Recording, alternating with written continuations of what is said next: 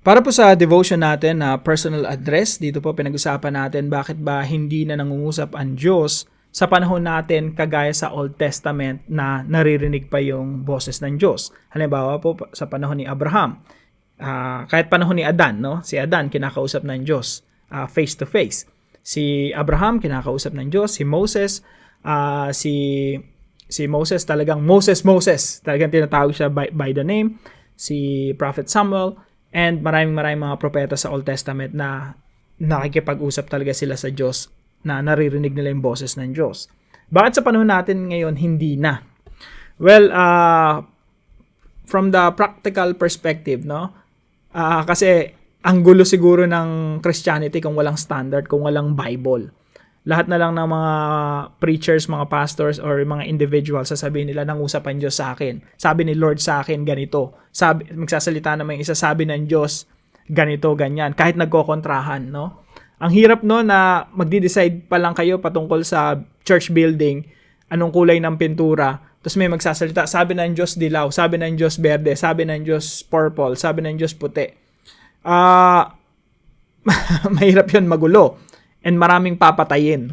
Again, sa Deuteronomy po, kapag nagsalita ka, sinabi mo, thus says the Lord, sabi ng Diyos sa akin, eto daw, kulay puti daw yung church building natin, tapos hindi naman pala ikaw kinausap ng Diyos at hindi pa naman pala yun ang pinapasabi ng Diyos, ang kaparasan nun ay kamatayan.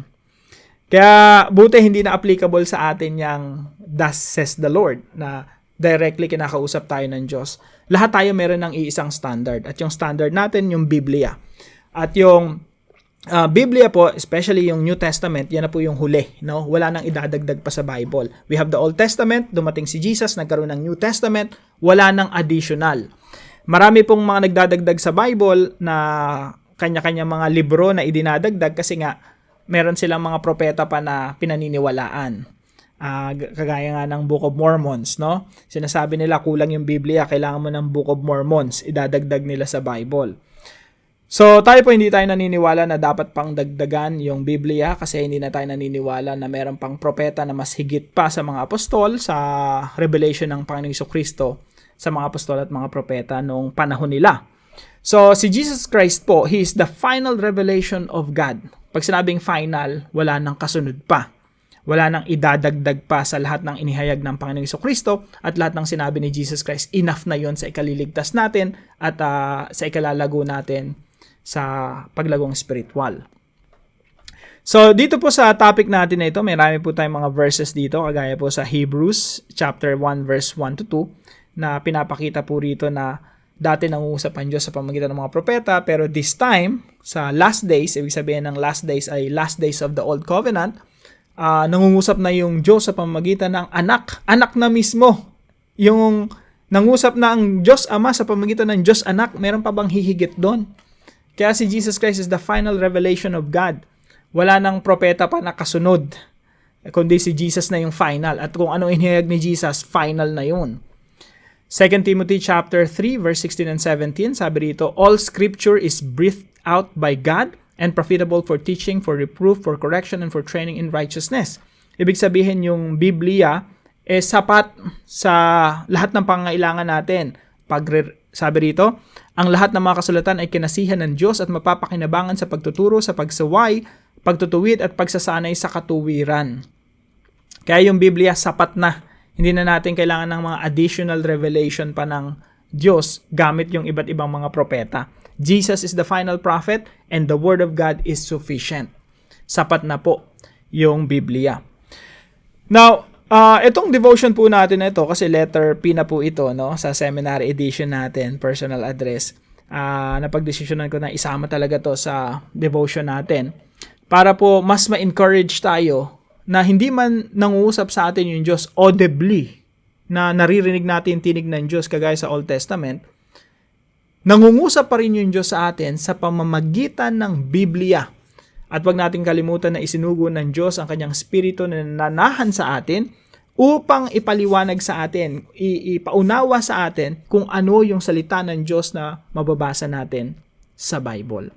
Kaya kung yung iba sa atin naghahangad ng gusto kong marinig yung tinig ng Diyos, there was a time na ganun din ako. Lord, kung totoo ka, gusto kong marinig yung tinig mo audibly.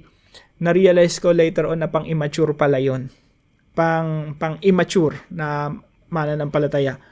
Kasi nga, ibinigay na sa yung salita ng Diyos, ano pang hinahanap mo? Yung mga ganong mga audible, hindi siya pang-mature eh. Ang pang-mature, ang maturing na mananampalataya, nagbabasa ng Biblia. Kasi alam mo na ito yung salita ng Diyos na inihayag niya para sa ikalalago natin sa ating paglagong spiritual. So, wag na nating hangarin pa yung audible voice of God. Na marinig natin yung tinig ng Diyos audibly. Kasi andyan na yung Biblia. Sasabihin sa'yo ng Diyos, ay yung Bible kompleto pa nga yan eh. Tingnan mo, kahit basahin mo yan araw-araw, hindi mo ma-exhaust yung meaning ng Biblia. Why don't you read the Bible? Why don't you finish the Bible muna, no? Pray ka ng pray na marinig kita audibly. Gusto ko lang marinig ano ba yung itsura ng or ano ba yung sound ng boses mo.